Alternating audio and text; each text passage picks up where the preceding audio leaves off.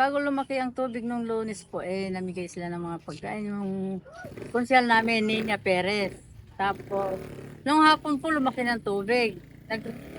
Kaya lang lumaki ang tubig, bumaha na po. Ngayon lumipat po kami sa gym. Yung iba naman, dito lang sa may barangay. Tuwing magbabaha kasi lumilipat kami. Pagka maliit na, bumabalik naman po kami. Ang tubig kasi hanggang doon sa may likod namin ng bahay. Anong pinamigay ni Konsehal niya?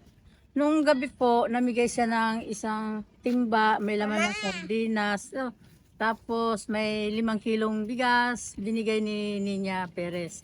Tapos naman po, nung si Vice Martin ay nagbigay ng ano doon, nung sopas, nung nandoon kami. Pinakain ko yung sopas nung nandun sa gym, naka 10-10 doon. Nung banda alas 10, si Konsyal Ninya na po ang nando doon. Dito sa barangay naman, ang punta naman doon, si Kapitan Chito. Nagpakain din doon po sa may gym. Pumunta sa doon sa ng mga naglilikas doon sa may Balingbing, Paradise, dito sa Purok 5 sa amin. Purok 5 pati. Tapos po pagka wala na, pagka lumiit na yung tubig, kami ay bumababa naman. Nung Huwebes, ahon naman sana kami dahil ang sabi, baka lumaki na naman ng tubig. Kaya itong linggo, 2 beses kami umaahon. Itong isang linggo lang. Tapos meron naman din nagbibigay din sa gym ng mga makakain, may merienda doon. Tapos nung DSWD nagbigay din sa barangay. Ang sabi daw sa gym daw galing yan, ang binigyan. Sinong Yun lang. kasama niyo po ba yung mga anak niya na lumikas?